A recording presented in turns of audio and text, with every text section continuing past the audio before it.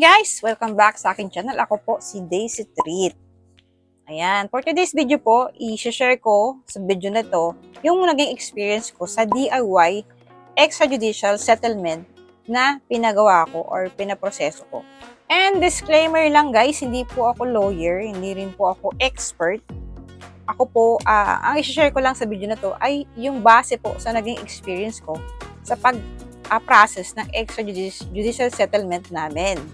Ayan. So, bago ang lahat, ano nga ba ang extrajudicial settlement? Anong ibig sabihin nun? Nung una ko siyang narinig, akala ko kaso siya eh. Wala akong idea. So, nagtanong tayo kay Google.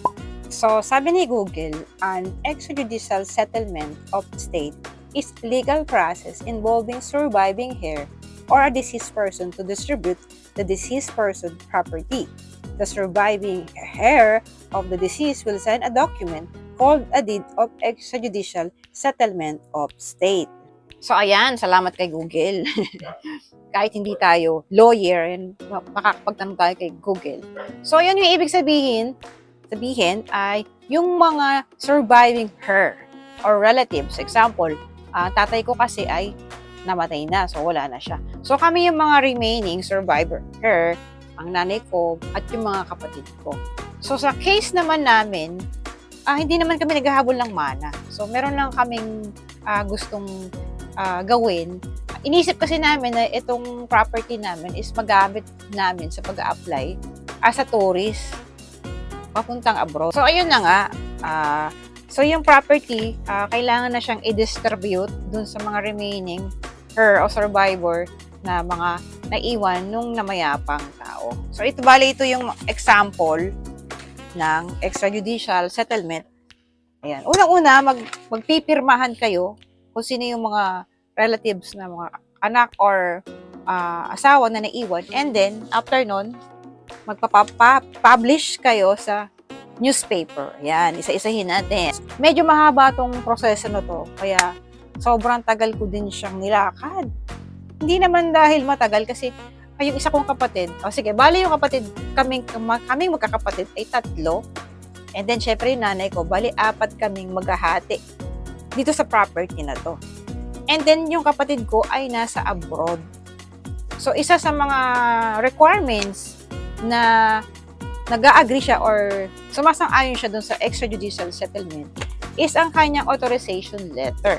So, dun pa lang natagalan na kami kasi nandun siya sa Canada. So, kailangan niyang pumunta dun sa consul or dun sa embassy kasi kailangan may apostille ng embassy ng Canada kasi citizen na siya doon.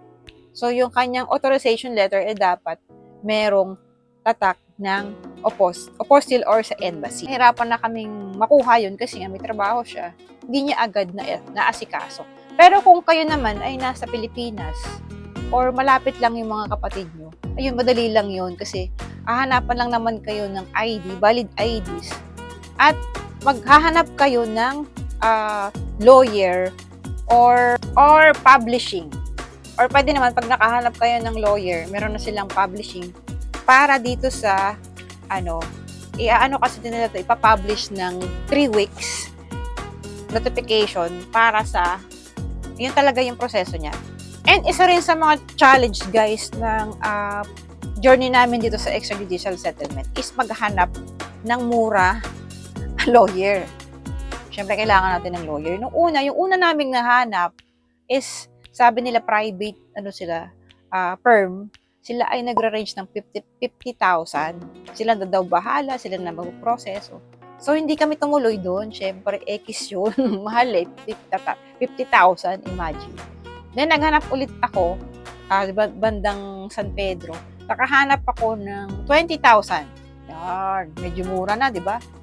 Pero naghanap pa rin ako, guys, ng mas mura. Ayan, dito lang pala sa aming munisipyo. Ayan, tip ko, pumunta kayo sa munisipyo nyo. May mga lawyer na katapat or kalapit ng munisipyo nyo. So, in my case, yung lawyer or firm na napuntahan ko, is sa tapat ng GMA, munisipyo, Paikana, yan si Paikana. Si Attorney Paikana, babae po siya. At doon kami nakakita ng sobrang affordable na bayad o proseso para sa extrajudicial settlement. Ayan. Sa halagang 6,000 guys, kasama na yung publishing sa newspaper at pati yung aming kasulatan na agreement sa halagang 6,000. Diba? Imagine, from 50,000 to 20,000, naging 6,000 na lang. Nakahanap na kami ng murang extrajudicial payment, settlement. Ayan. Isa sa mga requirements na hinihingi nila ay yung tax declaration or your updated amilyar. Isa na yon. And then, dahil yung ate ko ay wala, so authorization letter from her. And then, syempre, yung presence ng kapatid kong isa na nasa Cavite at yung nanay ko, bali apat kami. Bali tatlo lang pala kasi ako pipirma dun sa kapatid ko. Kasi may authorization. Anyway, i-guide naman kayo ng lawyer kapag nandun na kayo, pag nakapili na o pag nakahanap na kayo ng lawyer na magpaproseso ng extrajudicial settlement. So, bali, nung nakompleto ko na yung requirements, meron na akong dumating na yung authorization letter ni ate at nakakuha na rin ako ng updated tax. Bali, nag-set na kami ng appointment dun sa lawyer na pipirma na kami. So, ayan, nag-set up nga kami ng appointment at ayun, dumating nga yung kapatid ko, nanay ko, at pumirma na kaming lahat ng extrajudicial settlement. Dito nakalagay guys, yung detalye ng property. Syempre, hindi ko napapakita, no? Pero, sinasabi dito na yung aming property ay hinahati, dinidivide siya sa 4, kasi 4 kami. So, yun, tapos pinirmahan namin. Bali nahati. So, bali nakapirma na kami guys. So, hindi pa yun tapos. So, after namin maka-sign, yan, dito naman tayo sa publishing. So, sa case nila, dun sa 6,000 pesos na siningil nila sa amin, kasama na dun yung payment sa publishing ng newspaper. Ayan, tips guys, kasi sa amin, Cavite kami, provincial rate, kaya medyo mura. So, sabi ni lawyer, mga bandang Manila or mga medyo mataas talaga ang bayad. So, depende talaga kung saan nakalocate yung property ninyo. So, sa case namin, sa Cavite, kaya ang bayad lang, mura lang ang bayad sa publishing kasi provincial lang yung kanilang dyaryo. So, bali dito, nakalagay dito guys na extrajudicial settlement of state among heirs of waiver of rights. Ayan, notice is hereby given the state of the name late, yung tatay ko, who died in state of March 6, ang late March 16, 2008. So, matagal na siyang namatay. Tapos nakakalagay yung address at yung details ng aming property na para pinapaalam sa public na in case meron siyang ibang family or ibang anak. So, pag nabasa to, pwede silang maghabol. Kaya ito ay nakapublish within 3 weeks. O, diba? Kung meron mang in case may naging anak ang tatay ko sa labas, so pwede siya maghabol.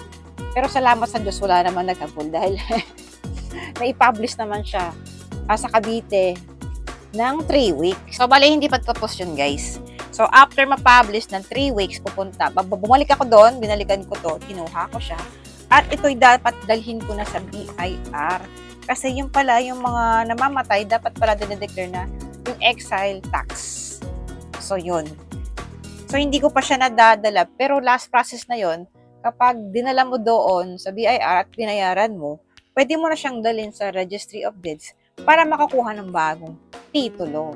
So, yan yung, yan pa isa sa mga lalakarin ko. Nilakad ko yan kasi akala namin magagamit namin sa loan sa bangko. Kasi balak namin mag-apply ng housing loan. And then yung housing loan is balak namin gamitin bilang show money. Pero ang nangyari is hindi pala pwede. Kapag housing loan pala, meron dapat siyang ongoing construction. Dapat merong blueprint, talaga merong plano, meron kang architect, may pirma ng architect.